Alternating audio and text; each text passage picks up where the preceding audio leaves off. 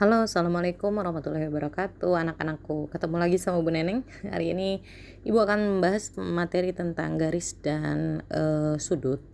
Terkait dengan garis, kalau dilihat dari bentuknya, kamu pasti sudah tahu ya bahwa garis itu adalah kalau pengertian dasarnya garis itu adalah eh, gabungan dari minimal setidaknya dua titik gitu. Nah, kalau dan garis ini dia bisa diperpanjang kedua arahnya tergantung dari kebutuhan kita masing-masing. Jadi jika ada dua titik lalu kita sambungkan, maka dia bisa menjadi garis, tidak terbatas mau bagaimana saja posisinya, mau seberapa saja panjangnya, bebas. Ya, itu pengertian dasar garisnya. Tapi yang harus kita ketahui secara dasarnya adalah bahwa garis adalah eh, garis adalah gabungan dari titik. Oke. Semakin panjang garis itu berarti titik-titik yang bergabung itu adalah semakin banyak. Begitu. Jadi, tapi kalau terdiri dari dua titik saja, sekecil apapun asal dia berdiri atau terdiri dari dua titik, maka dia adalah garis. Nah, seberapa banyak maksimal tidak ada batasannya. Pokoknya sepanjang apapun kamu buat garis sampai tak berujung, sampai bertahun-tahun kamu kelilingi dunia ini pakai garis itu ya, maka dia akan selamanya tetap akan menjadi garis ya. Yang penting minimal terdiri dari dua titik. Nah, minimal aja. Nah, kalau dia terdiri dari satu titik, apa sih Bu pengertian titik? Oke, nah kita akan bergerak dulu, kita akan mengenal apa itu titik. Titik adalah sesuatu yang tidak bisa didefinisikan bentuknya ataupun ukurannya, tetapi dia adalah sebuah simbol dari bisa titik posisi, bisa menyatakan sebuah posisi disebut dengan titik koordinat. Begitu ya, misalnya posisi kamu di atas apa namanya, di permukaan bumi gitu, ada di mana. Posisi Bandung itu ada titiknya di posisi lintang dan bujur, berapa posisinya gitu. Kadang-kadang menentukan sebuah tempat, atau juga bisa dia ini adalah sesuatu di alam semesta ini ya, atau berupa yang disebut mungkin ya apalah itu yang namanya black hole gitu kan. Kamu pernah mungkin mendengar apa itu black hole. Dia juga tidak punya ukuran dan dia itu sebuah sesuatu yang masih misterius di muka bumi ini. Tapi yang jelas dari titik ini, dari sesuatu yang tidak bisa didefinisikan secara jelas gitu ya, tetapi kita tahu bentuknya dan kegunaannya itu ada. Nah, kita bisa membentuk sesuatu. Salah satunya yang paling dasar adalah jika dua titik digabungkan, dia akan menjadi garis gitu ya. Oke. Baik, gak lupakan saja tentang apa tuh dunia black hole gitu ya. Tapi itu secara supaya kamu tahu bahwa titik itu definisinya adalah sesuatu yang bahkan tidak bisa didefinisikan. Cuman dia juga tidak memiliki ukuran, juga tidak memiliki posisi, tapi bisa didefinisikan setelah dia kita pakai. Misalnya kita pakai untuk menentukan posisi melalui garis sumbu koordinat jadi titik koordinat gitu kan. Atau jadi apa lagi, titik pada wajahmu misalnya. Apa tuh titik pada wajahmu? Yaitu misalnya tai lalat gitu ya. Atau titik apa lagi gitu kan, titik posisi Indonesia atau titik bintang. Nah, bintang bisa dinyatakan juga sebagai titik karena dari kejauhan. Seperti itulah kira-kira ya. Apa yang kita lihat belum tentu seperti itulah juga penampakannya gitu. Oleh karenanya kalau secara filosofinya ya mungkin kamu bisa jadi peneliti untuk meneliti apa itu pengertian dari titik. Oke, kamu belajarlah yang lebih rajin. Baik, selanjutnya kita ke garis ya, lebih fokus lagi ya. Jadi garis ini adalah terdiri dari minimal dua titik. Artinya bisa diperpanjang, bisa diperpendek ya. Jadi kalau kamu bisa menggambarkan nanti sebuah garis dan itu punya panjang misalnya 1 cm, maka kamu bisa lihat bahwa garis 1 cm itu terdiri dari banyak sekali titik. gitu ya. Coba aja kamu bikin titik terus kamu gabungkan seperti itu. Oke. Nah, pada kesempatan ini kita tidak akan ke arah sana secara lebih dalam. Itu cukup kamu pelajari aja nanti kalau kamu udah kuliah ya. Bisa diperdalam lagi. Nah, sekarang kita akan lanjut kepada apa yang konsep apa yang akan kita pelajari. Oke, yang pertama adalah garis ya, gabungan titik itu ya yang bisa jadi tidak terhingga alias sangat banyak, yang disusun berderet ya terus-terusan gitu ya, di berderetan, mau ke arah mana saja sih bebas, mau ke kiri ke kanan, tapi biasanya horizontal ya. Seperti ini ya, garis A, garis B gitu kan ya. Nah, kemudian bisa juga bentuknya memanjang ya, mau ke arah, mau ke atas ke bawah.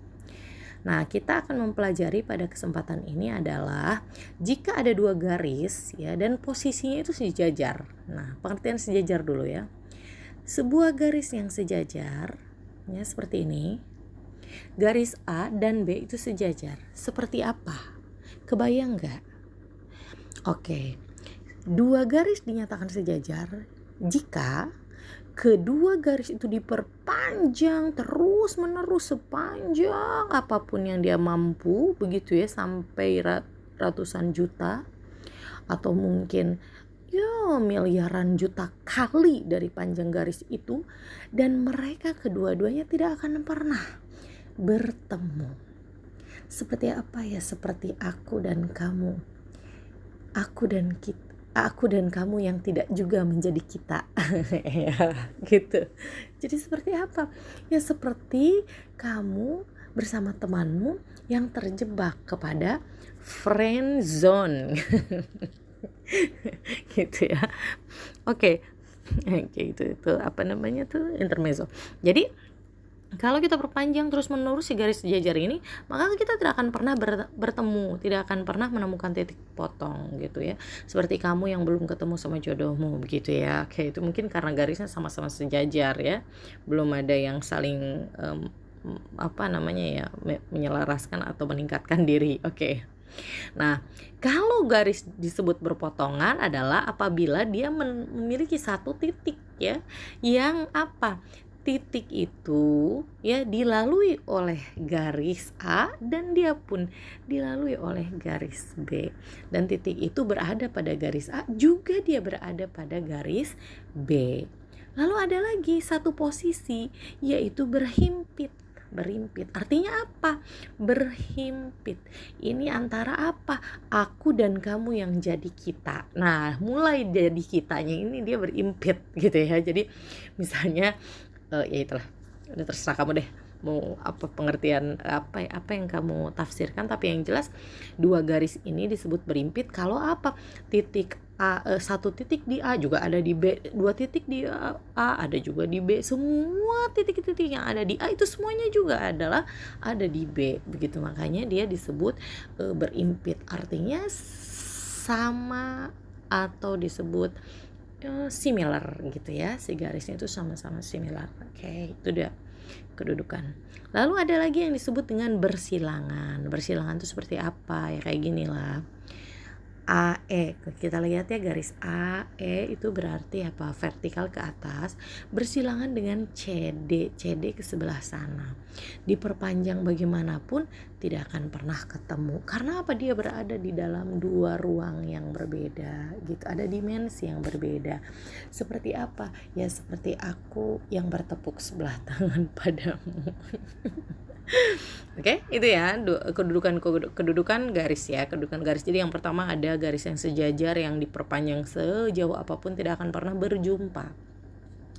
Ada yang berpotongan berarti apa? Dia menemukan titik temu atau chemistry-nya ketemu gitu loh. Itu berpotongan. Tapi biasanya dua garis berpotongan itu hanya ada di satu titik, karena kalau dua garis berpotongan lebih dari satu titik itu pasti dia berimpitan, seperti A sama dengan B seperti ini. Nah, yang bersilangan seperti itu ya seperti dua dunia yang berbeda. Lanjut. Oke, itu dia garis-garis yang tadi Ibu. Nah, sekarang kita ke sudut. Oke, Oke, ini ada sudut ya. Sudut itu adalah apa? Ini ada dua garis ya, dua garis yang berpotongan di sebuah titik yang namanya B. Nah, antara garis A dan garis C itu membentuk sebuah area. Area itulah yang disebut dengan daerah sudut. Nah, jadi sudut itu adalah apa? Berarti luasan daerah ya yang terbentuk karena ya dua garis yang berpotongan gitu. Nah, ini titik sudutnya disebut B ya, titik potong pertemuannya tadi ya, kaki-kakinya atau garis-garis yang berpotongan itu adalah kaki-kaki sudut disebutnya. Oke.